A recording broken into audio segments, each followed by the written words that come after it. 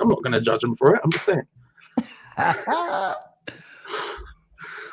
Yeah, I don't got no ideas or no, I don't know nothing. He just was like, hey, they want to do this. I'm like, all right.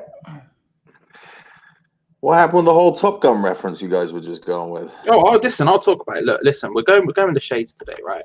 And I was just saying personally, and this is everyone else can let me know. Everyone in the chat can let me know. Would you want to see me and Charlie playing volleyball topless together? I don't know, but that's certainly what the Shades are suggesting right now. That's what I was just putting it out there. Is that? I mean, John, you can get first refusal on that, and by first refusal, I mean, Oh shit, we are live. Y'all didn't even tell me we live. I wanted this conversation live, Charlie. The public needs to know, Charlie. Hey, Red Cup. That is a raw. I was about to say something like crazy, like you know how I do. And I look over and I see live. I'm like, oh, all right. Let me tone it down a little bit right now. Oh my God. What is this? What are we calling this? We don't even know what it is. Friday Night Live? Friday Lockdown Live? Lockdown Live. We don't have a proper host. We're all just going to wing it and see what happens. But if you got questions coming in from the chat room, we'll take your questions. Also, I want to put it out there that if anybody in the chat room wants to jump in, and we'll do like a Friday Night Football phone in, come on in. We can get crazy in here. What's going on, Charlie Walsh? What's happened since the last time we saw you yesterday? Has the purge begun yet, or is it still lockdown mode? It's still lockdown, bro. I've had a meat for the first time in a month today. I went into the freezer. I realized there was a 1 pound Iceland ham and cheese pizza in there. So bust that bad boy out. I had a grand old time. That's all that's happened, really. I haven't even changed clothes. I've just put a jumper on. That's literally all I shaded. And shades, obviously, which weren't there yesterday. Charlie's going to smash you for frozen pizza being from Brooklyn. Listen, I buy Patsy's only, okay? And if I don't buy Patsy's, I make my own. You know what? I could do a show and show everybody how to make a real pie. I would be interested in this. Listen, I guarantee people over there in the UK, I'd show them how to make that fucking pie. The next morning, they could open the shop and everybody be like, oh, Mike, this is the best pizza in town. And you could call it New York Authentic Pizza. I bet there's an asshole over there right now. New York Pizza. Ain't even no fucking New York Pizza. You're not a Grimaldi's guy? Who?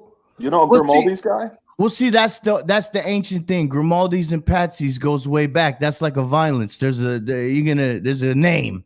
One says it's Patsy, one says it's Grimaldi. It all started in East Harlem back in the day. So I'll be real. Listen, half my family's Guido, so I don't want to get involved in that. Like Patsy's, Grimaldi's is kind of like sauce or gravy. You know what I'm saying? Listen, this is the thing. This is what I said about pizza, right? Ultimately, for me, a pizza is a pizza. Am I going to get the highest class pizza I can at any one time? Yeah, of course I am. You know what I mean? I'll splash out the cash for a good pizza. I'm all about the pizza. If there's time, listen, when this was all over, I will come to New York, and me and Charlie will do a whole show ranking pizzas in New York. This will be a thing that we could do. Don't get me wrong, I will do it, right? I'm about the pizza. But was that the only option I had today? It was the only option I had today. And if there's that option, I'm taking the option. Do you know what I mean? Charlie, you're all about pizzas like sex, right? Even when it's bad, it's good. Listen, I'm taking what I can get is what I'm saying, John. That's what I'm putting out there. Let's see. I've had a lot of both, and I'm going to tell you, you can have a bad pie and you can have a bad pie. You understand? You can have a bad both. Trust me. You know what I'm saying? You could, on the outside, the pie, they probably make a good pie. And then you open the box, you take, oh my God. I know. You just went to the club and then she didn't look good. And then you wake up and was like, uh-oh, wait a second.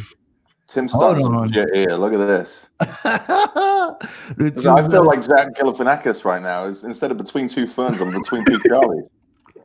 Hey, there's worse places to be. There's worse places to be. There is. Charles in Charge. Remember that show back in the day? A pizza show in New York. I can see me and Big George over here. I'm taking them through Bay Ridge. I say this because listen, I went to New York once and I didn't have pizza while I was there, and I feel like that's a mistake I made. I was a kid, I didn't have a choice in that matter, but I feel like that was a mistake I made. Whereas, listen, there's many pizzas there are in the UK. I've had all of them. You name a place, I've been there. But in New York, I never went to any pizza place, and I feel like I've missed out. And I wanna rekindle that. And I feel like me and you are the people to do it. John, you can come get involved as well. Like, don't get me wrong. I love a pizza. I got to tell you, I am an advocate of plain pizza, which people go crazy about. But I think it's the only way to judge one pizza against another pizza. You can't go in there pepperoni against a mushroom. You got to go plain everywhere you go. I'm a cheese. I like the little red pepper with the little, maybe a little Parmesan on top. You know what I'm saying? Maybe. But I just like cheese. I'm like you. I don't like a whole lot of, Keep it simple. I don't knock nobody what they want to put on their pie. You know what I'm saying? I ain't one of those guys. Like if you put a pineapple, I'm gonna get. Oh my God! What is? It's your pie. You could put frog legs on your pie. You want to, if that's what you like. I'm like John. I like a cheese. I like to go in there. Hey, my man's. Let me get 2 slices. Let me get 2 slices of pie. Let me get a Coke. Bang, out of there. If they don't sell it by the slice, it's no good. Trust me. If you say, let me get a slice, and he looks at slice. No, they're probably not even Italian, and it's probably bullshit cheese and the whole nine. It's probably no good. Walk out immediately. I find the toppings cover up for a lot of mistakes. I like to know the crust to sauce to cheese ratio. That is key in any pizza. No, I strongly agree that. Here's the thing I'll say, right? Margherita is always a banger. And I feel like sometimes if you put the ratio can be all off if you're going for a topping sometimes, because that's one of the follies with a place, right? When I go to get a pizza somewhere, is sometimes the ratio is all off, maybe too much toppings, maybe too little. What's the point in getting something if the toppings aren't on it? So, but a margherita, you can't go wrong with it. But here's the thing I'll say, right? Sometimes when I get a frozen pizza, and that's fairly often, not at the moment, but it is fairly often in life. The one thing I will put on there if I get a frozen margherita, I'll put some sweet corn on there. Sweet corn on margherita is top tier. I'm just putting it out there for everyone. If you haven't tried it, do it, because I'm telling you, it's a whole new world. It's a whole new paradigm. One of your 5 a day at the same time. You trust me. Charlie's face. It's because this is a margarita pizza. That's like the original from now we're taking it to Napoli, to Naples. Yeah. Like we're even like transcending into that, and he's like frozen. Instead of frozen. No, I'm just saying when you get a frozen one. Listen, I didn't even know they had margarita pizza. Dissing Italian people, they're good people. They've come up with a fine food. Most of my food, if anything, is theirs. You know what I mean? I'm getting a bolognese out. I'm having a grand old time. Listen, we want to talk burgers. I can talk burgers. This is what we're doing. Okay, let me put this one out here. This is what you do. Okay, you're getting mincemeat, right? You're getting mincemeat from a shop. You're going Morrison's. You're getting a little tub of mincemeat, right? You're rolling them up into balls, and he's telling you how to actually get the meat. Oh, I'm breaking this down now. I'm breaking this down, John. We're getting serious. Okay, we've got no other plans. I'm getting serious about this. I've got the glasses on. We're getting real. You can't just buy that tube shit. You got to get to. He's telling you the whole process. Exactly. You flatten it, right? You flatten it like that, just a little bit. Now the fat content has to be at least 5%, right? Because when you put it in the pan to fry it, which is what you're going to do. You're going to fry it. You're going to flip it on both sides. You need the fat there to cook it properly, because otherwise you got to add oil to it, and it's just a whole mess, right? So you put it in there, you flip it both sides, you wait until it's good, and I'm telling you, you're having a better time than if you were to just get a burger from somewhere. I'm telling you. You can even do that thing where you make it really flat. You put like a little square block of cheese that you cut out, right? You get your cheddar, you cut it out, you put it in there, you fold that into it. So then when you bite into it, you get melted cheese come out. John, listen, I could talk about this all day. I got perfect method for burger. I perfected it over hot Pennsylvania summers. 1 egg, salt, pepper, probably like 80% lean, 20% fat beef. Yeah. Mix it all up. Let the meat do the talking, my man. Let the meat get that grill as hot as you can. 5 minutes, bang. Turn it over. 5 minutes, bang. Turn it down, medium heat. Another 5 minutes. Done.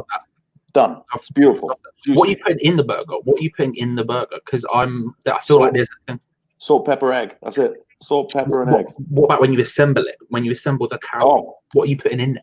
So over here, they call that a California burger, right? Where you get the lettuce, onion, tomato, and all that good stuff. Just double cheese it for me. Just straight double cheese. Give me that cheese. Or you know what? Blue cheese and bacon. Oh, I respect it. Blue cheese and bacon. I respect it. We're taking a strange turn here tonight. And if anybody in the chat room wants to jump in and talk burgers with us, listen, I'm going to post a link in the chat room. Who wants to come on video tonight? Let's do this. Yeah, I'm at the motion somebody to make me a fucking sandwich. I'm already over here. I'm dying over here now. Because I feel like iceberg lettuce is a vital ingredient into a top tier burger. Because I feel like you want that crunch in there that it brings. It's a little bit fresh, but the crunch is important. Because you could get too soggy, you can get too flushing, so you get the crunch in there. You're having a good time. You gotta put some garlic in there too, boys. You gotta put some garlic. Oh man. Sometimes I like to put some little green pepper with the onions and the garlic. Oh man. Forget about it. It's the Italian and you're talking, Charlie. Oh man. So we were speaking about Naples. Who wants to talk about Felipe Anderson?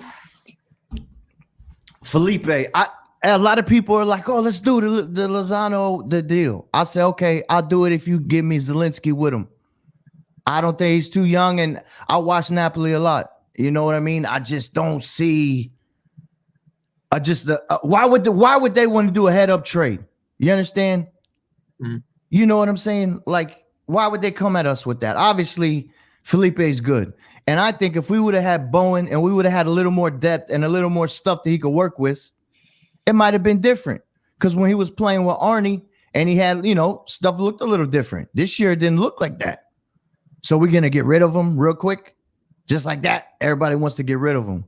I ain't doing it for Chucky. I'm not doing it. They're going to have to give me Zelensky with him, the Polish midfielder, or they're going to have to give me Lozano and a whole lot of money. Because I think Felipe I still believe in him. He just we got to kick him in the ass a little bit and give him somebody to play with him.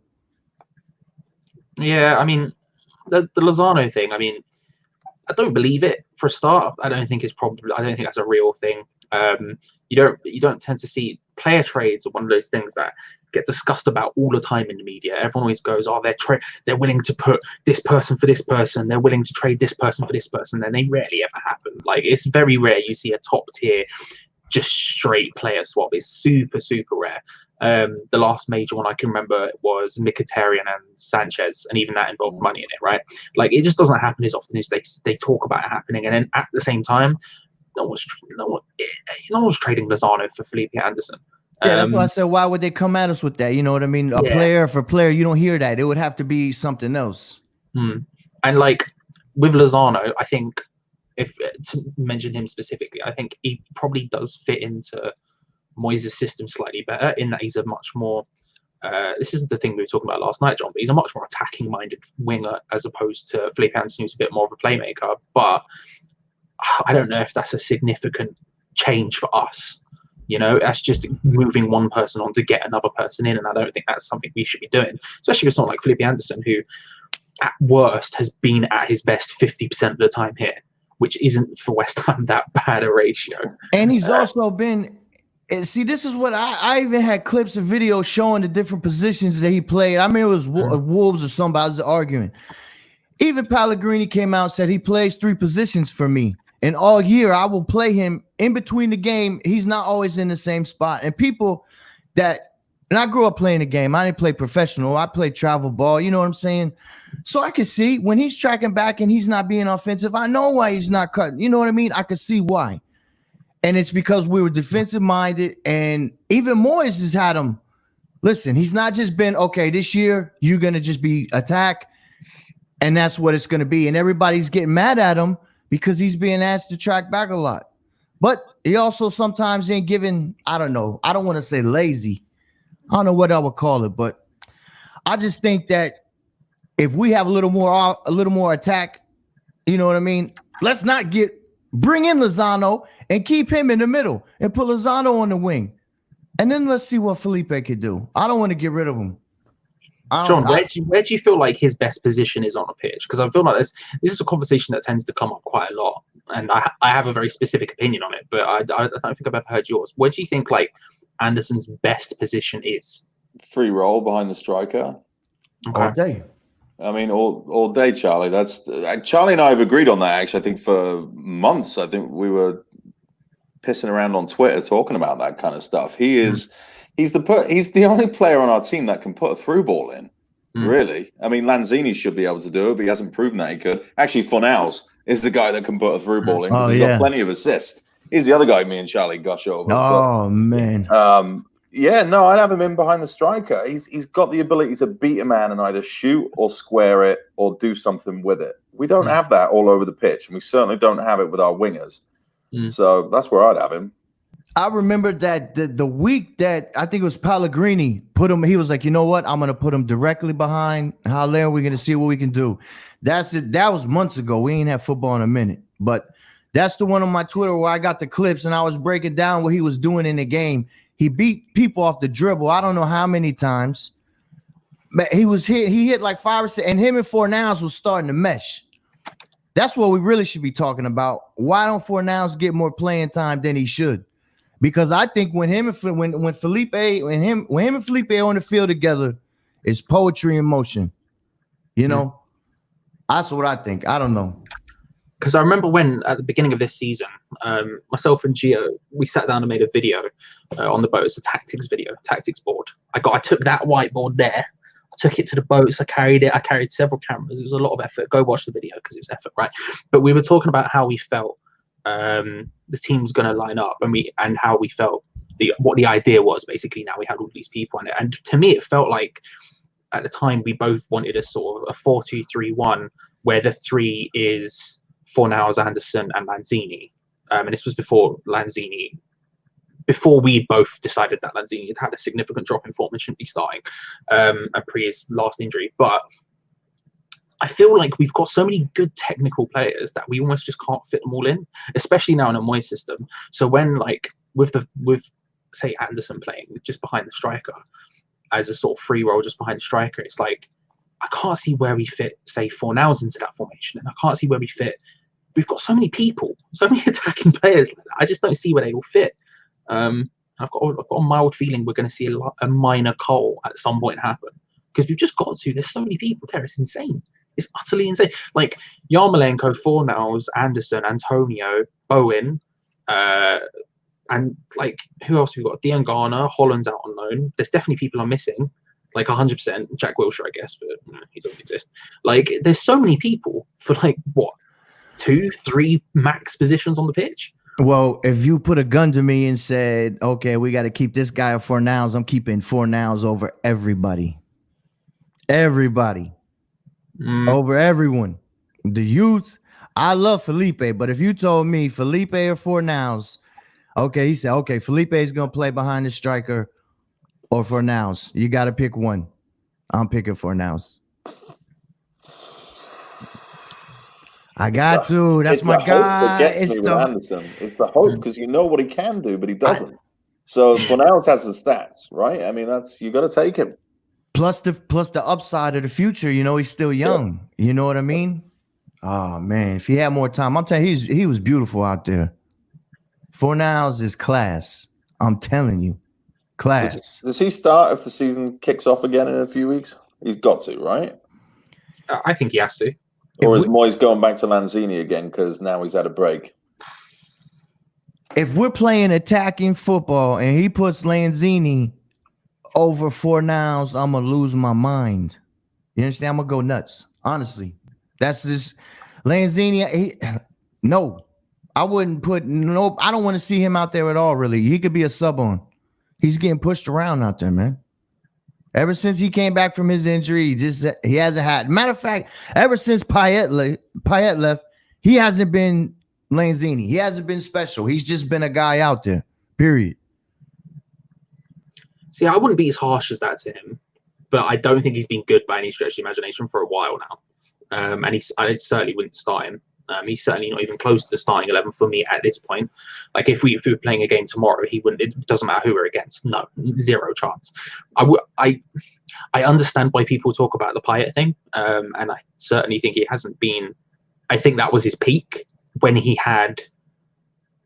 The thing about Payet is he was so unbelievably good that teams felt the need to double and triple up on him every opportunity they got. He freed up space. Lanzini, I said that the other day, Lanzini had way more space than he does now. And that was for other players as well. There are other people who had a lot of space during that time as well because of it, right? Whereas now, the thing is, we should have enough attacking, smart, intelligent, technical players to draw defenders away, but it just doesn't happen as often as it did with Payet because he was world class. And so he I don't think he's been as good as them, but I wouldn't say he's never been good since then. I think the first season at London Stadium, I thought he was very good. Season every other time, he's not put together enough games in a row where he's been great.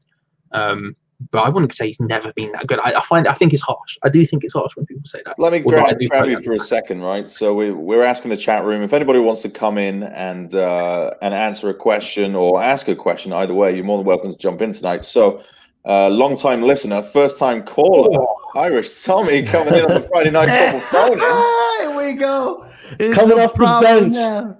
Coming off the bench to save it. Pinch hitting in the bottom of the ninth. 4 miles around Tommy. Who are you taking? Oh, shit. Oh, sorry, guys. I dropped my phone. Sorry, let me fix this up. Yeah, put me in, coach. Who are you taking, Tommy? Fornells or Anderson, if you had to pick? Oh, Fornells, that's easy. Don't have to think about that. Yeah, Anderson's been so disappointing this season. You know, like his first season, he did well.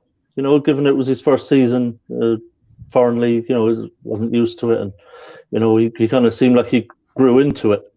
And we're pretty happy with him, I think I was at the end of last season. So I expected him to kind of push on a bit this season and be even better. You know, he was settled in properly, I felt. But it's just been really disappointing. He just hasn't got going at any point. I don't know what the issue is, because clearly he has the talent, has the ability, but just hasn't been showing it at all this season. Whereas the opposite is true of Fornells. You know, Fornells has gotten just better and better as the season has gone on. And then Moyes, for some bizarre reason, decided to drop. Probably it was along with Ogbonna. I think when Moyes came in, along with Ogbonna, Fornells had been, I would say, our best performing player. And Moyes decided for some reason to drop him.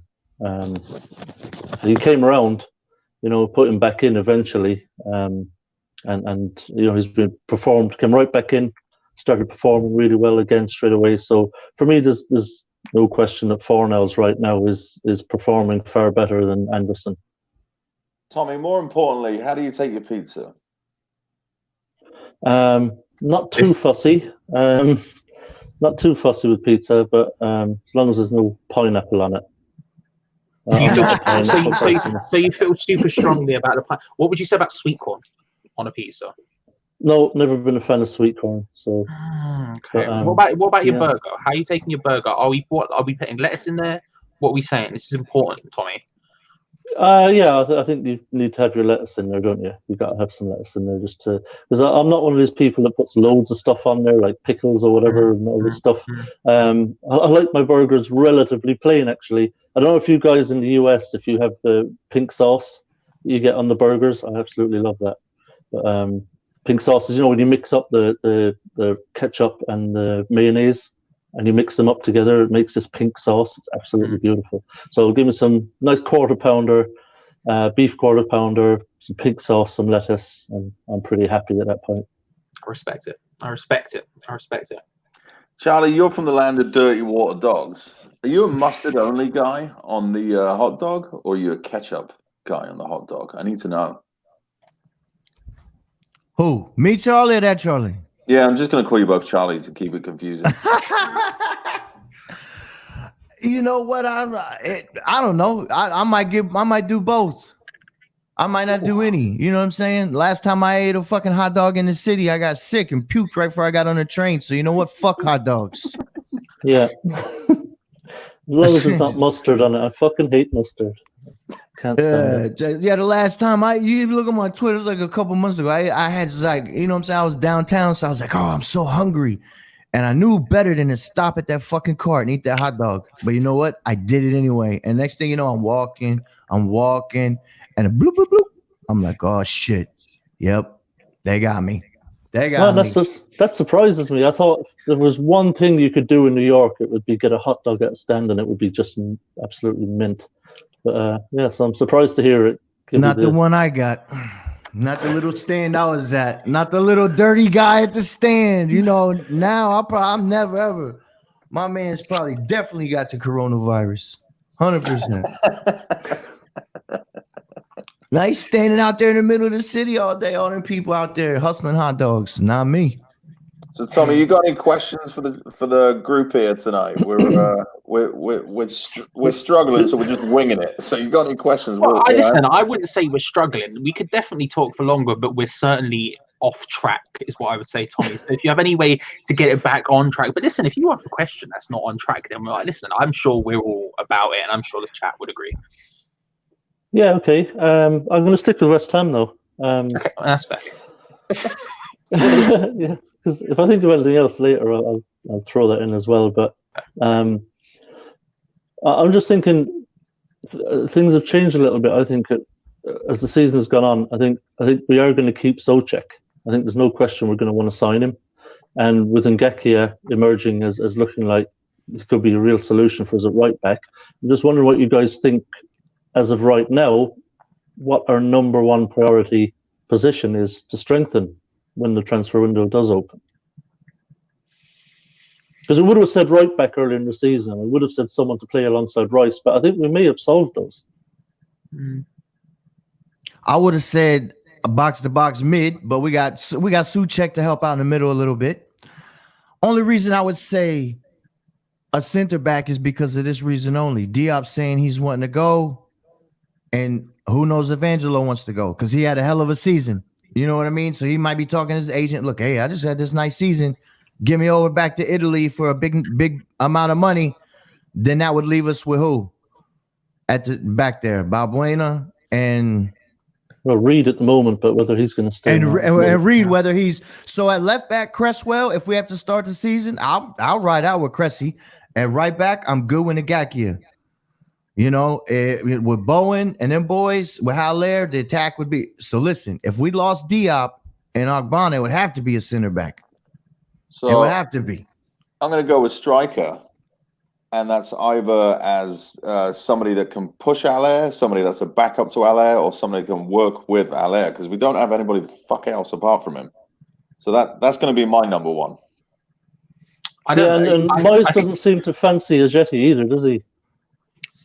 See, I think you've raised. I think you hit the nail on the head, Tommy. It's weird because I think we've actually somehow the Souček was the good signing, right? And I think Bowen to another extent as well. But we've just got lucky with Ngakia in a sense. And it reminds me a bit of. Do you remember when we signed Ashley Fletcher? And the story was that he was ahead of Rashford, but then he got injured. So when the chance came, Rashford got the chance and he just ran with it and has become Marcus Rashford ever since then.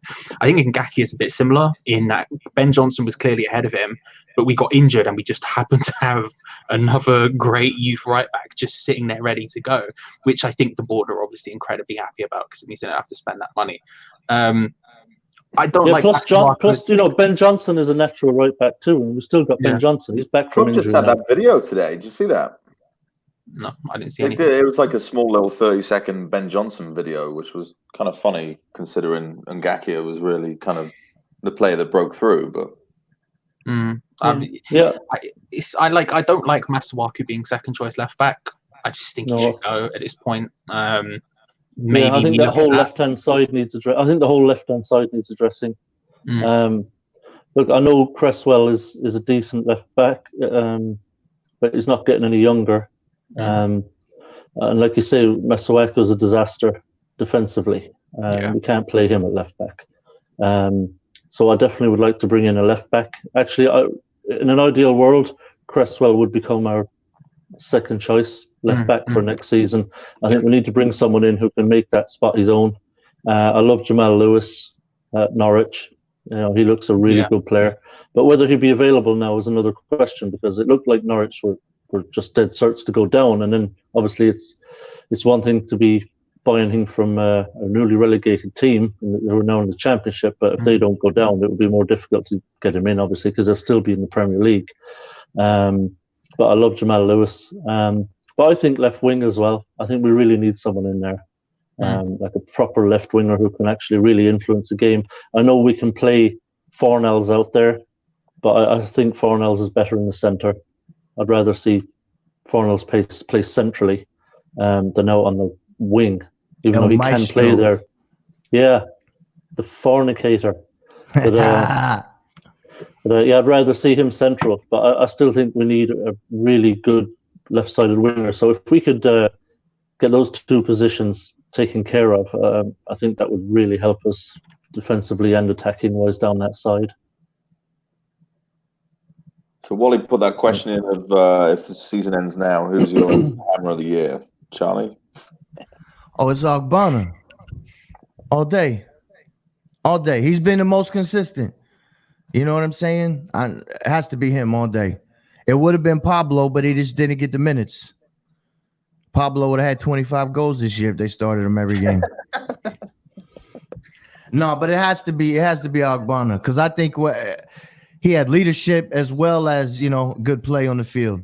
And he held the back line together, and he was a general out there. I don't see who else. You ain't gonna give it to nobody on the attacking side of football. It's got to be somebody defensively. Yeah, we've been pretty poor this season, so I think there's only going to be kind of 3 names realistically in the hat. You're not going to have a bunch of players vying for this. It's going to be like I'll throw Rice in there too. Rice in there. Yeah, it's going to be Rice, Fornells, and Ogbonna who are going to be the 3 main people who are in the conversation. But like Charlie says, Fornells got dropped by Moyes, maybe hasn't played enough games to win it, but I think those 3 have been our best performers this season. Yeah, I agree. If I had to choose one right now, it would be Ogbonna. I have a little bit of concern, and that's maybe a bit of recency bias on my part, but yeah, I would say if I had to choose right now, it would be Ogbonna. I think if we ended up playing the season out in a very quick fashion, there are a couple of people who could squeak in there. Bowen being one of them in my head. I think he was starting to really pick up a little bit of pace, and there were a couple of things in there where I'm like, this boy played more. We love a random guy to get goals randomly, and he's one of those people. But yeah, if I had to choose right now, it'd be Ogbonna. I think I'd take Rice. I think he's been very consistent. His development continues to be on the upward trend, and I can't really. There's maybe one situation where I could see him at fault for anything bad that really happened. Otherwise, he's just been a positive all season long. So, long may it continue, and hopefully, he's with us for the long term. And how better would Rice look if Souček was playing with him the entire season? I can't wait for that. You know what I mean? Because they was massive together, man. There was a defensive presence. They're both big boys, and they was handling that midfield, man. Yeah, they were taking care of Liverpool at Anfield. I mean, they were doing brilliant. But it only fell apart for us after Souček went off injured. I think that was the point where it swung Liverpool's way. Up until then, I mean, we looked really good against Liverpool. It's the ground he covers. He covers so much ground. Yeah, he got hurt because he said that he ran more miles than any other West Ham guy in history of ever. I was like, who keeps track of these stats? The fuck, they got a run meter on this guy or something? Miles and miles. Moyes ran him right into the dirt first day. Good, come on, go out there. Right into the dirt. Didn't even ease him in. Another question from the chat room. What's happening with Balbuena? He's just sort of existing, isn't he? I mean, like, the thing is with him is we got incredibly lucky last year to have both him and Diop both come in and have a partnership that sort of works straight off the bat. Neither of them speaking the same language, neither of them having played before, neither of them having played with the goalkeeper or the people in front of them. That was insanely lucky. And I'm super happy for him to be at the club, because realistically, if we sold him, I mean, we'd make a profit, don't get me wrong, but we're still not getting that much for him. So I think he's just sitting around being third choice centre back essentially, and that's not a bad position for him to be in, to be honest. Like, and it's not a bad thing for us to have. I'd be super happy with Balbuena being third choice going into next season if the other two stay. Yeah, I've got no problem with that. I think Balbuena is a decent centre back. So if he's one of our centre backs on the bench, I'm happy with that. I don't see any particular need to move him on. It's not like he's been a disaster or anything, He's fine with me. He didn't play so bad to where I was like, oh, let's get rid of him. I like him. I call him the Uruguayan general. Yeah. Or is he from Paraguay? He's from Is he Europe? Paraguay. Oh, Paraguay. Definitely I got Paraguay, my. I knew. I always get my guays mixed up. Sorry, I knew. As soon as I said it, I said, "Oh, reverse that. Reverse that." I know. I thought there had been a coup I hadn't heard of or something. It invaded or something. Yeah, I got my guays mixed up. It happens. Yeah. But yeah, I think like he had some games, Balbuena, where he was a little shaky. But I think I've mentioned this more than once before on the show. But I think it's because at the time him and Diop were being swapped in and out of the team, and neither one of them could get a settled run, and so they were both a little shaky at the time. But so yeah, I think when Balbuena was in there, like Charlie says, last season and was left there and was playing every week, he looked really good. So yeah, I think he's fine. I don't think we need to be getting rid of him for any reason. He did look pretty good last season. I don't know why he dropped off so much this season, but I think everybody's kind of dropped off a little bit. Yeah, it happens, doesn't it? That's one of the things I wanted to say is like about the weirdness of this season, because there was so much optimism going into it, because Pellegrini had done well in his first season, and the players that had come in had done well. We had a decent season, and we all thought we were going to push on this season. We made some good signings again this summer. Not as many as the previous summer, but good signings. And it started off the first kind of 10, 12 games of the season where we thought, yeah, okay, seems to be okay. And then for some bizarre reason, which I will never understand, the wheels came off. The wheels just completely came off for Pellegrini, and I'll never understand it. I don't understand the reason why that would happen. Everything seemed to be okay for a while there, and I think we're all pretty happy with Pellegrini until the wheels came off, and then we just couldn't win a game. We looked terrible, and it was just awful all of a sudden, and I'll never understand it, to be honest. Was it that Oxford game? I mean, so certain seasons have turning points, right? And for us, often they're quite early. If I remember, was it Payet that second year, that game against Watford? We were shit hot for the first half, and then the second half defined the rest of our season, that we were just gonna conspire to lose. Yeah, and that's what this season feels like. It was that was it Newport? Who was it? I can't even remember the cup game. I can't remember, and I know Tim's not going to enjoy this, but it coincides with Fabianski getting injured. Like, I'm not going to say it's entirely solely down to him. Obviously, I apologize, Tim. Don't kill me. But like, if you look at the game, Fabianski gets injured. That's when the form turned. Like, it went south hard after that. Roberto and we didn't really get any sort of form back until he came back into the team. Really. Yeah, I have wondered. I have wondered at times actually since then if we'd have actually had a capable backup goalkeeper, would Pellegrini still be West Ham manager? Would we be having a good season? Because Roberto was such a disaster, and that stuff spreads like. Or if they just would have went with Dave, if they would have went with Dave instead of Roberto. Yeah, I mean, who knows? I mean, it's amazing to think a season can swing that wildly on one thing happening, like a keeper getting injured and then the backup keeper coming in and being a complete disaster. But he might look back at it now, Pellegrini, and think, shit, Roberto got me sacked. If I'd have had just anyone else who would have just been okay in goal, I might still be there. But sport's a funny thing. I hope in the future down the line we'll be able to talk, get interview with players and just get some kind of insight into how the wheels came off. Maybe the players don't even know it. It's one of those things where we did at Hammer's chat, we did like the interview with Everington the other day, and I say Gio did it, and he asked him why he felt the wheels went so far off so quickly after the FA Cup final. Like, we had the FA Cup final, it was all looking hunky-dory, and then almost straight after that, we went from a team who were comfortably mid-table and doing bits to fighting relegation, and Tevez saving it, and then after that just continuously going wrong. And he said, yeah, it just sometimes these things happen. He couldn't put his finger fully on it. He was like, maybe this signing was the reason. Like, when we brought in Tevez and Mascherano, apparently A, none of the players knew, but also B, go watch the interview before I give everything away, but B, like there was a weird cloud over everything. And sometimes these things happen. If you're a centre back pairing like Diop and Balbuena, for example, who were unbelievably lucky to be as good as they were, and then all of a sudden, say if you put defence in a 4-man group of goalkeeper, centre backs, and then a defensive midfielder, a quarter of that's gone, and the guy behind you have no faith in whatsoever. All of a sudden, that becomes a super shaky prospect, especially with, like, I don't want to say Diop's age, but when you're that young, and I can say that now as someone 26, I feel old.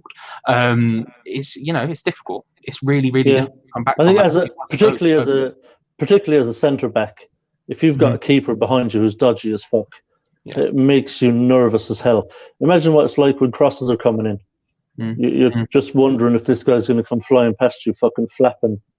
Yeah. Like an injured bird. Roberto was terrible on the crosses.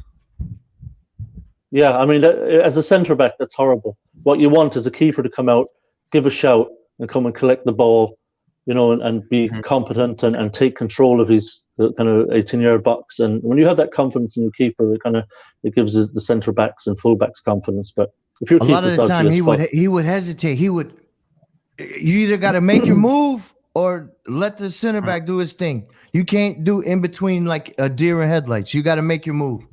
You got to. Yeah, I mean, how many times was Roberto just in no man's land? Yeah. When crosses come into the box, and he decided too late to come out, and he was just nowhere, and some stupid free header, easy header just rolls over the line because he's nowhere. He was just terrible. Look at when Pep came in at City. What was the first thing he did? He got rid of Joe Hart and he started bringing in other keepers. And look how much money he spent on that. They brought in Bravo, and then again he went, do you know what? This guy's not doing it. Actually, we need another one. And then he got the guy that he thinks is the solution, right? But that was instantaneous. That was like the first thing he did when he came in. That shows how vitally important confidence is in that position, especially if you're playing a sort of high line, high pressing system like Pellegrini was or like Pep is. Like, it's super important because at times they're like the only guy there. And so to have you turn around and you look and you have no faith in that guy, it's going to be problems, isn't it? It's going to be problems. Yeah, you wonder if it's just that simple, if that's where it all just went completely pear-shaped. Could be something that simple, And I think was there some interview with Pellegrini or somebody who, after he'd left, where he had intimated that he felt that it was Roberto, the decision to keep playing Roberto, that had cost him his job. I think I saw that somewhere back a few months back. That absolutely was. Roberto was shocking. Yeah. I've never seen anything like it, to be honest. No, I've never seen a keeper punch a ball into his own net before. After the first game, that's when I did that rant, and everybody's like, "Oh, you're being mean. You're being mean." And the next thing you know, everybody wanted to smash Roberto after a few games. When I seen him hesitate, I said, "It's no good. This is no good." On the corner kicks when they're coming in, no good. Yeah, I got the same thing, Charlie, but with Pellegrini. I started really questioning Pellegrini, his tactics, formations, the way he's setting the team up. I was really worried. I think it was after the home game with Palace. I think the vast majority of fans were still, pro Pellegrini. They weren't worried. No, they weren't really calling for him to be sacked. But I was tweeting out after the Palace game that I'm really, really worried about Pellegrini. The signs are very, very bad, and the way he's setting up the team with his tactics and formations and his substitutions, and I was tweeting it out kind of regularly. That was really worrying, and I got so much abuse from West Ham fans telling me I'm a fucking idiot. And all this stuff, and then literally like a month later, like it had completely swung the other way, and fans are calling for his head. They wait until no matter what. I see a lot of people. They wait till the whole rest of the crowd is saying something, and then they jump in. Like they don't make a thought while they have a feeling towards in, out, or whatever. But when the whole mass finally says, "Oh, so and so out," then they all jump on Twitter with their little hashtags, and they want to follow everybody. I agree. I think everyone should be talking about recalling Big George. And I feel like, sometimes you just got to be the guy to say the thing first, got to be that brave soul to take that first hit. And listen, I'll be the guy standing in front of the queue taking the hits while everyone else can join in behind. But eventually, it's going to take over. That's what I'm saying. It's going to take over. Well, he probably... Oh, there he is. Hey, Jay. Hello. How are we? Not too bad. Good to see you. The question is, when do we start marching for Big George there, twin? I'm saying We're gonna have the movement we're gonna have to start getting serious. People not taking it serious. I think exactly. Listen, if I'm just saying that it's coming to that point. It's coming to that point. Now's the time to recall him. He's not got anything else going on. QPR's not that far away. It's just a district line across there. Bro, it's got to happen, and yet it's not happening. I'm saying we're close. I'll give him some time. If like the beginning of summer it comes around, he's in the squad, maybe I'll forgive it. But then once we get into it, if there's rumours about him leaving, then all I'm saying is these boots are made for walking. You know what I'm saying? Yeah, I hate to be the bearer of bad news, Tommy, Charlie, don't do this to me. Not now. If QPR want to sign him permanently, we will sell him to QPR. Well, we'll see. We'll see what happens. Well, I mean, it could be a case that Tommy all of a sudden magically overnight somehow changes his mind. I mean, I'm getting that way a little bit as well. # recall Big George, all that sort of thing. But look, I think you guys were going on about the form of the keepers, right? And you said that as soon as Fabianski got injured, that's when shit hit the fan for us. I have to agree wholeheartedly with that because of the fact that you name me one other keeper or one other club who has lost their main keeper through to injury and all of a sudden found themselves go from third in the table to 18th in the relegation zone. That's a big drop. You name me another team that loses their first keeper and their second keeper, and apparently only signs another keeper to be on a training contract, and that's West Ham. It's the most West Ham thing ever. Yeah, I mean, look, you should never be in a situation where your backup keeper should be, fucking painter and decorator, rather than an actual professional goalkeeper. And that's Roberto. He's not a keeper. He's just not. I don't know why anyone thought he was. I mean, you say painter and decorator. I'm not sure he can reach up to the top highs to, get to the top of the walls. I'm just putting it out there. Painting my rooms. Doesn't have a steady hand. No steady hand. Yeah. He'd drop the fucking bucket, wouldn't he? Man couldn't even catch coronavirus. No, it's unfortunate for Pellegrini, but that's a harsh lesson, isn't it? Where are you? I think that was a Huselas thing, wasn't it? Wasn't it Huselas knew Roberto somehow with some contact he had or something? He knew someone who's Roberto's agent or some fucking thing. I don't think we ever got the real story there. I don't think we ever will get the real story there. I thought he was brought in as like a figurehead to just appease us. That they brought in a director of football. I mean, he certainly didn't act like one. And at one time, one of them said that he was better than Fabianski. Remember in training, they favored him over Fabianski. They actually, I'm serious. So that's crazy. Yeah, but you see, the problem we had with Huselas is we everything was kind of done backwards. The manager is supposed the chain of command was all wrong. So you have your chairman, who's the boss of bosses, and then you have your director of football, who's the boss, and then you have your manager. Your manager works for the director of football, whereas in our case, it was really Huselas who was working for Pellegrini. He's Pellegrini's buddy. He's basically dancing to Pellegrini's tune, and it should be the opposite way around. Yeah. Director of football shouldn't be answering to the manager or taking directions from the manager. Yeah, the only way that I was in my head when it happened, I totally agree with everything you just said. I thought maybe the excuse for this is that they've looked at Pellegrini and gone, this is the style that we want at a club. Because a lot of the time, what you'll see is an owner will have an owner or CEO, whatever you want to call them, will have an idea of like, this is the style of football I want to progress with. This is the kind of vibe I want to progress with. So I hire a director of football and say, this is what I want, make this happen on the pitch. And in my head, the only way I could justify it was if David Sullivan was looking at it and going, I know I want to keep doing Pellegrini's style football, even once Pellegrini's gone.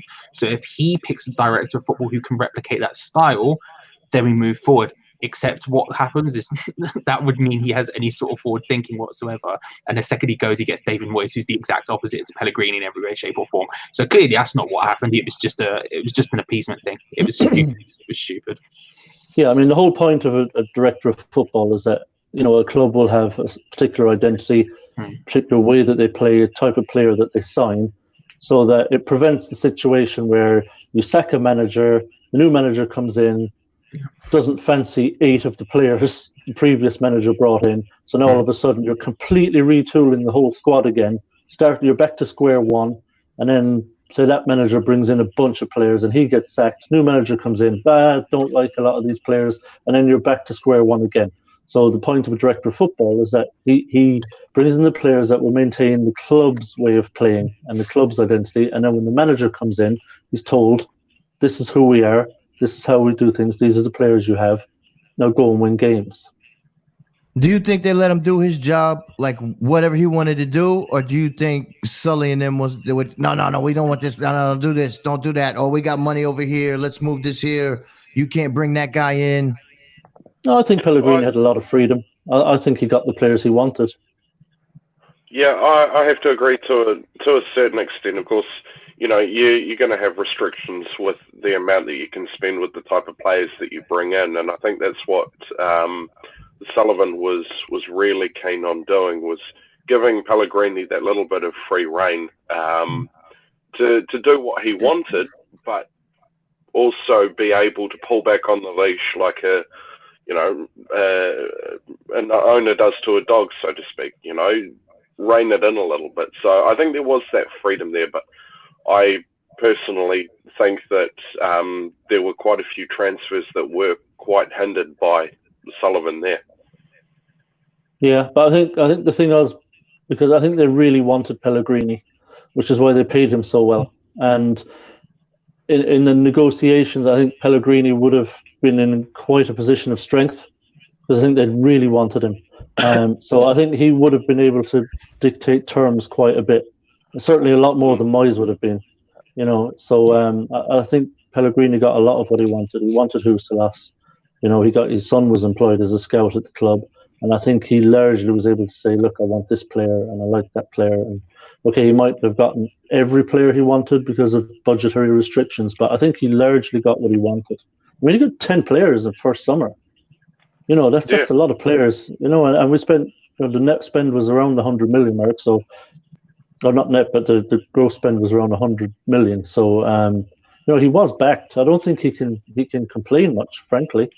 No, it was year 2. I think everything went wrong. I think year 1 he was definitely back. We definitely wanted him because, like you said, Tommy, they paid him. But Pellegrini ball doesn't work unless you're willing to splash the cash. He's spent. I think there's only Mourinho and maybe one other manager that spent more in the transfer budget than Pellegrini as a manager lifetime. Doesn't work on a budget. That ain't going to work at West Ham, unfortunately. I was all about Pellegrini. I wanted him. I liked the style of football, was enjoyable to watch, at least when it was working. So it's a damn shame that it didn't work out, or that we didn't strengthen in the areas that we needed to. There wasn't quite enough cash put for him to do what he needed to do to play that kind of football. And we were talking about that last night, Charlie, really. The offside trap first kind of defensive tactics. We didn't have the tools in our tool belt to do it.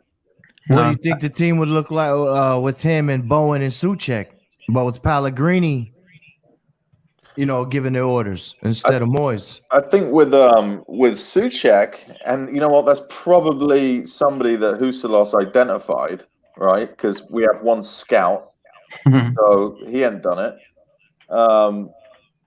I would say with Souček involved, Charlie's other point earlier of kind of that front five that you wanted to play, we'd have enough cover to actually play that attacking football, and it would have been a lot better starting the season that way. If they would have strengthened there, and you had Rice and Souček sitting in to shield everything in front of them. I think in reality, like with Pellegrini, what he had was an almost insurmountable job. There were so many things he had to fix and so many things he had to change to get to where he wanted, and that's just a symptom of an ownership structure who just don't know what they're doing and don't forward plan for anything. So they wildly swing from Moyes to Pellegrini back to Moyes as if there's any sort of coherency there. And that's the thing, is like what we've just referenced there is when Pellegrini comes in and he goes, right, I'm going to play this style of football, this is my style of football, and they're like, yes, I want that, because why would you hire a guy who's got a pragmatic style unless you want that? You then have to change 50%, 60% of the squad just to make that work. And he had to do such a horrendously large task. I mean, like Tommy, what you said when you came in, we've addressed some of the problems, and we've slowly but surely addressed quite a few problems we have at the club. I mean, look at the average age of the squad now compared to where Pellegrini came in, for example. Look at the average age of the signings now from when Pellegrini first came in. There's a lot of positive changes that have happened, but it's just nowhere near enough to make his system work. But that's the stupidity of the ownership. You should have a plan in place to work long-term towards something. You can't expect to bring a guy in for 10 million and go, here you go, and expect everything to just happen when the 10 years before that have been utterly atrocious. There's no order over there. But I think the other thing is, though, sorry, Charlie Boy. The other thing is that I think he would have been given plenty of time. I think I don't think there was any appetite, on the part of Sullivan or Goal to sack him. I think it was just because things had gone so badly that we were playing so terribly and losing every week. Game after game after game. I don't think this season he would have had to have done amazingly to keep his job. I think if he'd had another solid enough season, he'd still be our manager and would have had more time to bring in more players and to build his squad even more. I think it's just the fact that the wheels came off so badly that you just couldn't give him the time anymore because the situation was just getting desperate. I think a cup run. That's all this season. A successful season would have been a cup run. And don't get me wrong, that's not me absolving Pellegrini of any sin, because there's plenty of things he did wrong. Like we've all just mentioned, like the dude's like stubbornness and tactics, his like terrible at times substitutions. Like the dude did a lot of things wrong. That's not to absolve him at all. It's more just to talk about the naivety of ownership to think that would just fix West Ham and make West Ham thing. And at the same time, there's probably a big part of me that thinks Pellegrini was brought in just to appease fans as well. Because let's be real, when he came in, it was what we're in the situation we're in now, basically, but just 18 months ago. People don't think Pellegrini is a name splash. You understand? When they say, okay, we're hiring Pellegrini, and it's a lot cheaper for them to do a coach with a name like that than to say a 90 million striker or something like that. They're not messing with that. So they're like, oh, everybody, Pellegrini in the name. And like Shakespeare said, what's in the name? You know what I mean? Well, exactly. And that's something that was mentioned. That was something that was mentioned on my live stream last night, was the fact that we as a collective fan base, we were screaming out for Pellegrini as soon as the links started coming in. All of us got on that bandwagon and was saying, yes, Pellegrini's who we want him. And so the board went and got him.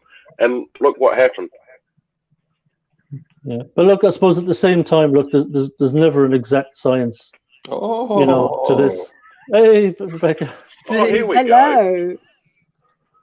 Specky Becky. No sunglasses. What's this? Where's the sunglasses, bro? Just these ones. Yeah, I've got glasses as well. You don't see me. I saw the sunglass trend and I went with it. Where's the sunglasses? Is all I'm saying. Hey, you know who wears sunglasses indoors? Blind people and arseholes. People with happy hour eyes. Little bit of column A, little bit from column B. I'll take that all day. I'm fine with that. I told you look pure Top Gun. Yeah, well, listen, I'll take pure Top Gun. I'm fine with that. As I said, I will do the topless volleyball scene if people want it. I'll do it. It's not a problem with me. Oh, yes, AJ. Come on, we're doing it. It's happening. I feel so left out. I could actually see out these things.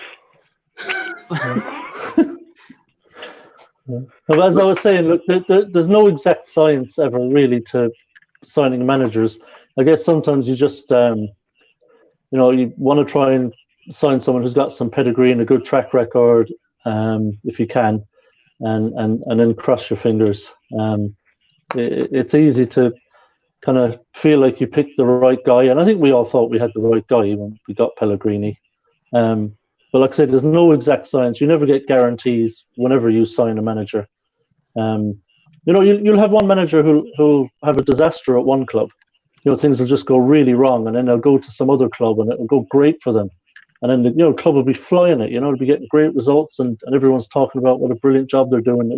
It's just funny that way sometimes. Pellegrini could take up another post soon, for next season, do a great job with whatever team he takes up. Maybe he goes back to Malaga, does a great job with them.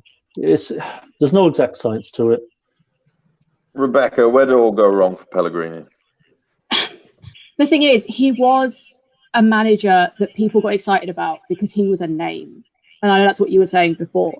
But with the board, and it's the same with Moyes, I think any manager, no matter who we got now, even if they were fantastic and it's who the fans absolutely wanted, with the board the way it is and the spend the way it is and their lack of spend, I feel like no manager is going to truly succeed at West Ham for quite a while yet. I mean, that is just my opinion.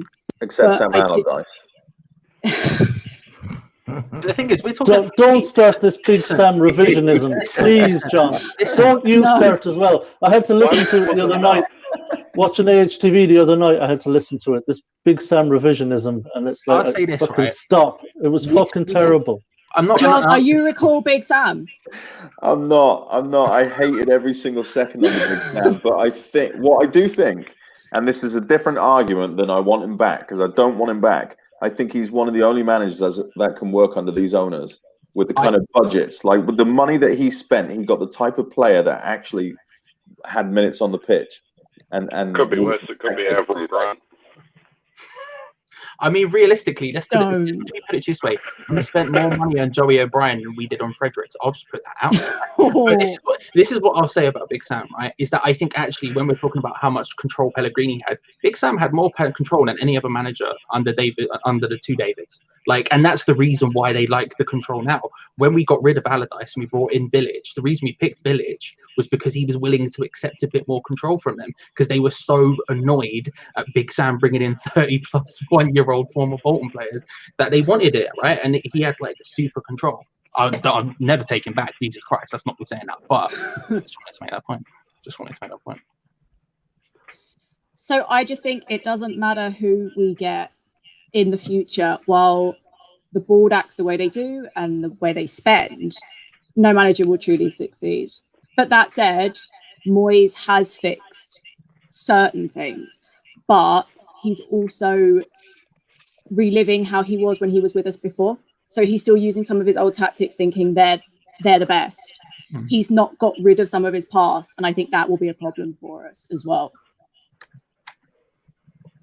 Yeah, it's I was surprised he took the job back. I mean, he had to really swallow some pride, to take this job back, considering the way he departed last time. So it really surprised me. I expected him to tell Sullivan to take a long walk on a short pier.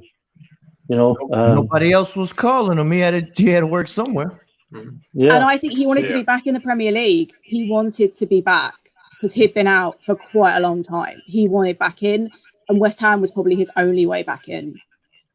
Yeah, he hadn't had a job since West Ham previously, so he was just doing some punditry, and definitely wanted back in. Specky, no worries about that. But at least he got the contract he wanted, because I don't think they wanted to give him as long as they did. So they were trying to do the same thing again. Yeah, they were trying to say, hey, just till the end of the season, and then we'll revisit it at the end of the season. He was like, fuck that, been there before. So he had to swallow some pride, but then again, he's like, he's calling me back? Yeah, but he's there again right now. Watch this. This will be a 6-month contract by the time coronavirus is over. Oh my goodness, we just got fleeced by the Haggis-meister. Yeah, I'll tell you what. This whole situation now with the season being, for now, postponed, has just come at a terrible time for Moyes, because it looked like he was really turning a corner with the team. He seemed to have kind of stumbled on his best formation, his best players, the best kind of outlook on how to approach games, on being much more positive. playing two up top, and it was really turning around for him. And then this happens, it was just terrible timing for the poor guy. Yeah, I'm not a How do you I think? give him credit. How do you think this gap? So, say we do go back, we do play behind closed doors. How do you think this gap is going to affect us, considering that we were doing okay before this hit? How do you think? Do you think we'll be totally disorganized and it would have messed us up, or do you think we'll be able to carry it on as we were? Go on, AJ. No, I think actually we'd be okay to a certain extent. Issues there, but I think at the end of the day, what we'll see is those players will come back. They'll have that hunger. They'll have that want to go out there and kick some absolute ass, especially in those London derbies that we did have coming up. So, no, I think we will see West Ham come back, and I think those players, they'll give 100%. Moyes, bit too early to know what sort of tactics he would bring in, but I think he'd be up for it as well. So I think we would hit the ground running, and I think we would start to build more of a gap away from the relegation zone than anything. So yeah, I think the players will be very enthusiastic. They're going to be absolutely delighted to be back playing. I think the first maybe 3 or 4 games, you're probably going to see a lot of late goals being scored. Last 20 minutes in games, because the match fitness and sharpness will take a little while to get back up to 100%. So you'll see teams tiring, I think, later in games, and you see more mistakes, and so I think you'll see more goals in the final 20 minutes until they get their match sharpness and fitness back. Because obviously, it's one thing to be fit. Any own goals from Roberto. Hey, and Souček needed a little time to heal up from his leg injury. You know what I mean? Hey. When we play teams with a lesser attack, Moyes likes to pressure, and we pressure up top, and Souček comes from behind, getting the trail, man. He attacks them before they shoot the ball to him. You know what I mean? We set him up, trap him. So the time off is going to be good for Souček. Hey, who knows? Maybe even wheelchair Meister man might get a little healthy. But I don't know. He's playing ball in the park with his girl, so he's probably going to stub his toe and break his foot. I don't know. He definitely broke his foot tackling her. Did he? Yeah. He definitely. That's gone. I seen he was struggling. I was like, wow, she's really handling him. She can't. This guy. He didn't get up with the sort of pace he went down. It was a scary time for Phil. I ain't gonna lie, I had so much hope. I didn't delete my tweet from the beginning of the year. It's like, Wilshire's gonna be class this year. You guys watch, he's gonna be fire. Never happened. No, but Never it's not happened. It's not that you were necessarily wrong because of who he is as a player, Charlie. Right, right. We all know the quality the guy has. He's a fantastic footballer. He just can't get him on the fucking pitch. We got to get him some goat milk. Goat milk. Is that the solution? Yeah, goat milk. Yeah, the protein, his protein levels or whatever, you know what I mean, to make them bones strong. He's not eating proper food or something. He's eating too much. He needs gluten. some bubble wrap. Don't know about goat milk. That man needs some bubble wrap. Could he play in one of those? What do you call it? One of those big like plastic balls you can put people into. And you can run around. He used to play in an orb. Yeah.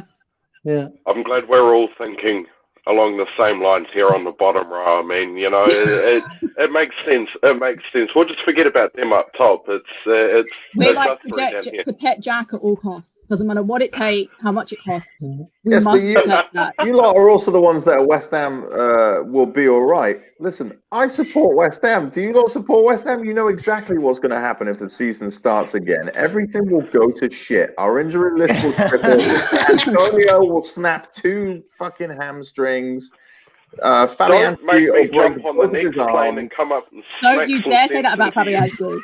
I tell you right now, fucking Jack Sullivan's going to be playing in goal by the end of 2020. Yes.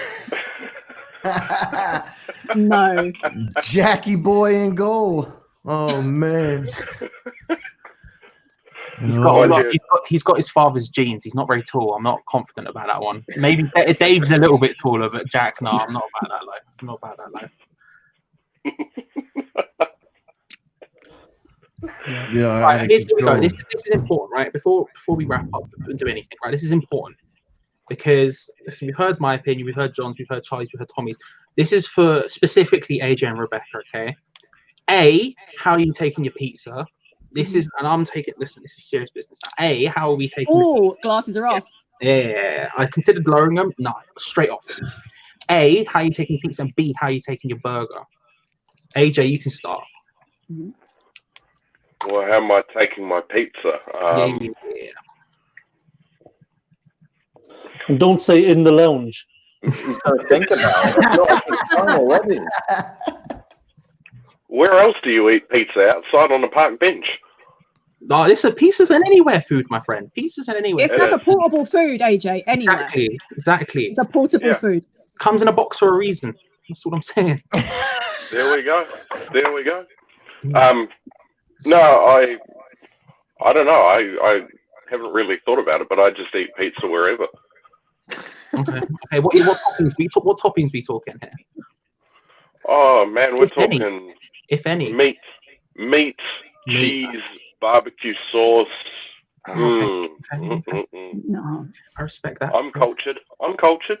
It's fine. I appreciate you adding culture to that, as if that. Yeah, that's fine. What about you, Rebecca? What are we saying, pizza wise? How are we? Right, I've had time. No, Ray. Pineapple, unacceptable. Oh, Ray's been in Liverpool too long. No. Deal breaker right there. No Pineapple.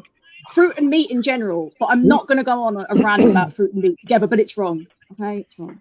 So, pizza. I am a meat feast girl. Like, it's got to be loaded, pepperoni, chicken, sausage, any meat, bang it on the pizza. I'm good. But I only like thin pizzas, not thick. So, thin bases. Only thin. What about stuffed crust? I feel like... Take that, Chicago. No. I knew, yeah, exactly. I don't want any of that deep pan. I want my base thin. Chicago's got casserole. What about those? What about the stuffed crust? You know, the ones that has the sauce in the crust. Stuffed crust is always slightly disappointing. Like, it's exciting when you think about it, but then when you bite into it, you're like, this just wasn't worth it. I usually throw. Anyone else just throw the crust away at the edge unless it has the filling. I don't even eat it. No. I'm eating the crust. I'm eating the crust. Bro, there have been times, and listen, I'll happily admit this live to the public. I don't give a crap. There'll be times where I'm out with family, right? And they there's crust left over. I'll eat that crust. I've got no qualms about it. I'm enjoying the crust. I'm enjoying all of the pizza, 100% of the pizza. I'm not just eating the middle bit. That's like cutting the crust off a toast. It's just weird, bro. I'm eating it all. It's all getting gone. If you're not eating the crust, then you've not got good pizza. Crusts are for dipping in sauce, so they have to be. You gotta have a nice fold game. Yeah. Listen, again, this is another thing I'll admit publicly, and I probably shouldn't, but I'm gonna. There have been times where I'll go, listen, there's people who may know this. I don't listen. There have been times where I've been out, right, with family, and one of my cousins, right, he's a small guy. I love him to pieces, but he's a small lad, not like me. Yeah, he's not gonna eat my level, right? So he only ate half his pizza. And he was like, yo, Charlie, do you want this? I'm like, of course I want it. It's a pizza. I folded up half the pizza and I put it in my mouth at once. No shame whatsoever. You've got to go for it sometimes. When there's pizza to be had, there's pizza to be had. That's what I'm going to say. See, I'm eating the pizza on my own, and then I'm eyeing up someone else's pizza, and I'm giving that pizza the side eye, and I'm thinking, yeah, you're coming to me afterwards because there ain't no way in hell you're eating it. So that's my pizza game. And you mentioned the burgers, right? As little vegetables as possible in that thing. I'm all about the meat and cheese. McDonald's big cheese burgers that we have over here, yep, not bad. I'm not a McDonald's fan myself, but I'm eating the crap out of burgers and pizza and whatever I can get my hands on. I love food, man. I got a question, right? Charlie. Everyone in here, gherkins, yes or no? Oh, yes. No, nasty. No, yes. I always chuck them. First thing to go if I see one of those fuckers in there is. Why? They're so good. It's got no business being in there. Ray's Pizza, best in New York. I don't know. Not my neighborhood. Charlie, I was going to ask you how many different places are called Ray's Pizza in New York? There's at least 5 in Manhattan, I think. There's probably 17 Rays and Franks and Tonys and Paulies and Patsy's is the best. We need a Charlie Boys franchise, my man. Yes. Hey, listen, I will show you how to make a pie, a real pie, and we'll do the video, and they can put it up, everybody can see, make it beautiful. We should do a cook along.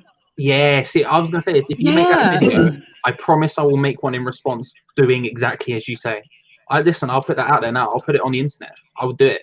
If you make that video, I will follow suit. I will follow the guidance of the master. We got so many people with gherkins. They're disgusting. Yes. What's wrong with these people? Thank you. They are gorgeous. Cultured people in the chat. Cultured. Pickles, Charlie. Pickles. Absolutely. Cultured. I fuck with pickles. You kidding me? Listen, I drink pickle juice. So do I. Oh, man. I don't have no shame. So I have a pickle, boom, boom, boom. Next thing you know, I'm like, bam. Taking out the jar. Yeah. Get your acidity levels right. Absolutely. Yeah. Absolutely. What I love as well is that we've had many West Ham topics on AHTV. I've seen a lot of them. None of them have inspired the absolute semen that Gherkin chat has. People are passionate about this. You've got an instant response from all of us. The chat went mad. Gherkin fan TV. There's maybe something in there. You gotta have those controversial topics. So if you want to round out the night with one more controversial topic, since we now have a nice relationship with Knees Up Mother Brown, right? So if anybody's been on the chat room over there, they've had some hilarious shit over the years. But I think the funniest thing I ever saw on there was there was a post of what is the biggest or most aggressive animal you could take down in a fight with your bare hands. So you can throw that one out to the room and see what comes back. Me personally, I think it's a medium-sized goat. I think you sweep the leg, you ground and pound, and you just choke it out, and you're in. I'm going to be brave.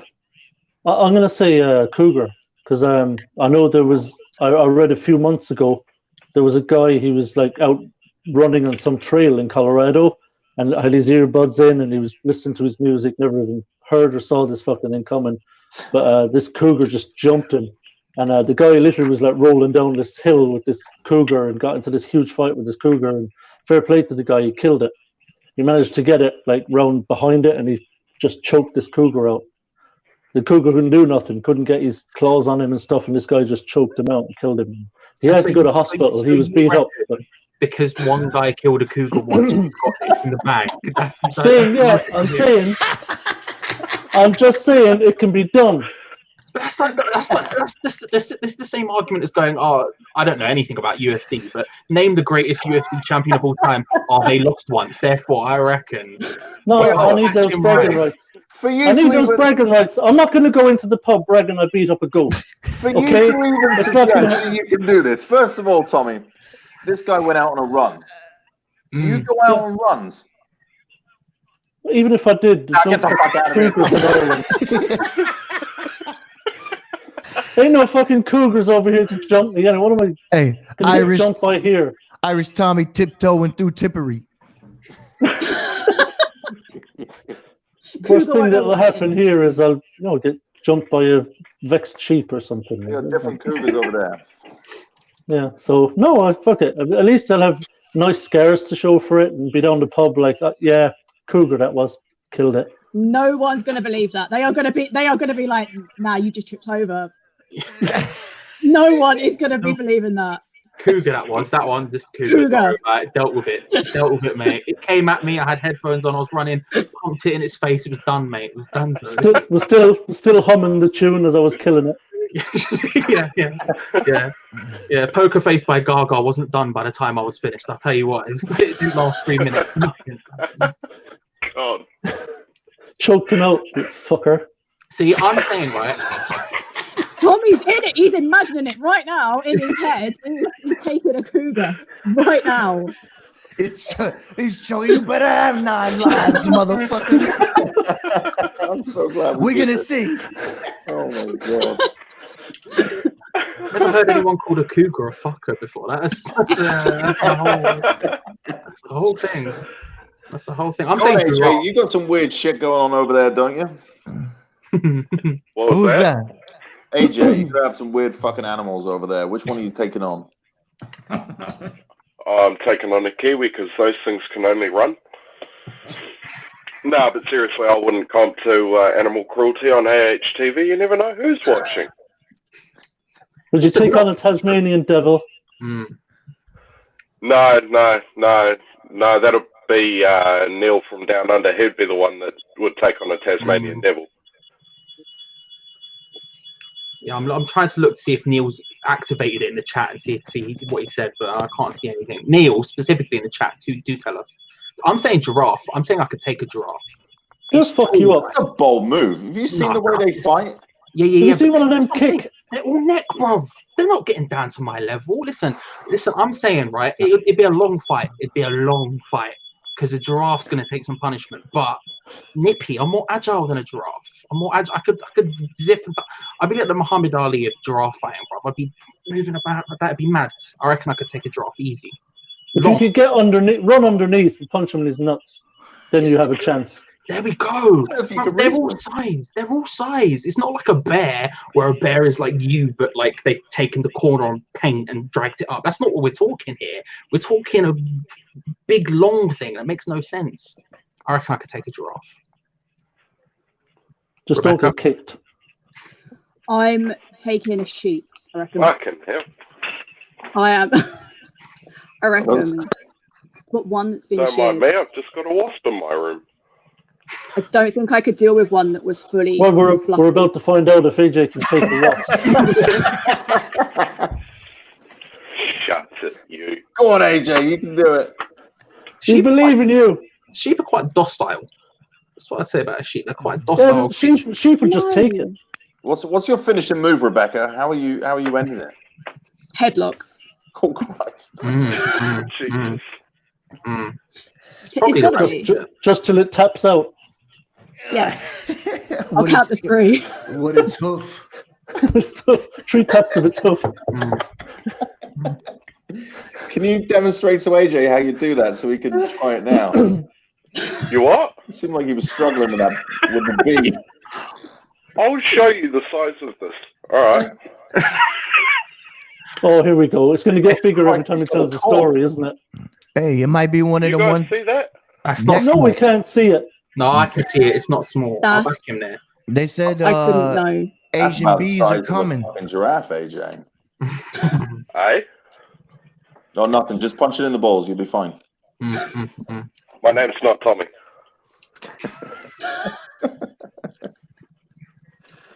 Oh We'll see God. that. Charlie, who are you fighting, man? Giraffe, bruv. I'm telling you. No, sorry, Charlie boy. Okay, good. Because I'm telling you, giraffe. London Zoo's not far away. Well, I yeah. feel like Charlie I know, really wants to fight a giraffe. I'm telling you. But why? Why giraffe? Because I think it's because it's. He's jealous of his height. He thinks it's a good matchup for him for some reason. He thinks that's a good matchup for him. Listen, I'm just saying. I see them fairly regularly. London Zoo's not that far away. I think I look at them and I go, yeah, I could take that. I've thought about this long and hard. Sorry, Charlie, you're more important. You talk because I won't stop. Well, ain't no giraffes and no stuff where I live, so I'll probably end up fighting a pit bull. So, you know, Wait, a pit bull or pit bull? A himself? pit bull, probably. Yeah. a pit bull, Mr. maybe. Universe. Yeah, maybe a couple of them. You know what you do? You just give up your arm, and once they grab your arm, you know what I mean? Then you just grab them. I don't know. I don't want to hurt animals, but I don't know. I guess I'd have to fight a dog. What else? Or a crackhead on the subway? You know what I mean? That's we don't got too many animals. That's the only animals running around here. I've been to the Bronx Zoo. There's plenty of. The Bronx Zoo. I'm not You gonna can't go. go to a zoo. So If we were, what? yeah, Charlie boy. You if can't we go were to gonna- a zoo. Then they're gonna hit you with a motive. Then that's like a. I'm not suggesting we go to the zoo. I'm just saying, when I'm sad, I go to the zoo. But that's not what I'm saying. I'm just saying that there are options there. That won't make a good video. American Hammer TV goes. Yeah, people can vote. Yeah, people can vote for what enclosure they want us to chuck Charlie boy into. Stick him in with a fucking penguin. Go on, Charlie. Oh man, I can't fight no penguin. I like penguins. They're all right. Penguins we are didn't say you had to dangerous. fight Those them, will man. nip. Just smile away, boys. I bet Smile away. you I bet you penguins are one of those animals that will really surprise you and just fuck you up. Yeah. No, You penguins. think, they you will. think Penguins you've are- got it in the bag. You're like really confident. Shit, I'm gonna fuck these penguins up. And then, the next thing you're just being airlifted out of there. Penguins are nippy. I'll tell you this from someone. I did one of those things, right, where you buy like a ticket to be a zookeeper for the day at the zoo. That's something London Zoo do. I don't know if other zoos do it. London Zoo does it. I did it, right? So I was a zookeeper there, and I'll tell you what, I wasn't scared with any animal apart from the penguins. When we went to feed the penguins, those people, they do not mess around. They come straight at you. They're attacking your ankles. They want the fish, bro. They want the fish. I'm saying if you're starting a fight, you're getting swarmed because it's not just one penguin either. A pack of penguins are coming at you, and they're taking your ankles quick. But yeah. This Yeah, those penguins can cause an upset. Yeah, they're very much the Oxford of the animal fighting world. Yeah. Well, everybody, thanks for joining us tonight. If you want to get great content about fighting animals, please subscribe to American Animals TV. You never know what you're going to miss around here, so we just started talking and let it go. This is the And to be fair, coronavirus. AJ is the only person here tonight who's actually fought an animal tonight. So big up to AJ. Yeah, see, all of you talking about what you're fighting, and I'm fighting a wasp. Where are you guys now? Where are you guys now? AJ, They're all standing on the other side of my room, absolutely bricking it. So yeah, we're all talk, but AJ walks the walk. Yeah. He is his Training action. Oh yeah. Well, Jesus. this has been us on American Animals TV. We're going to wrap it up, end it. Thanks for everybody for joining us in the chat room. I'm sure we'll do this again soon because none of us have any lives anymore. So fantastic stuff. Thank you, Charlie, Rebecca, AJ, Tommy, all for coming in. And we'll see you next time. Come on, you irons. Come on, you irons. Come on, you irons. And plain pizza's the best. See you later. Facts.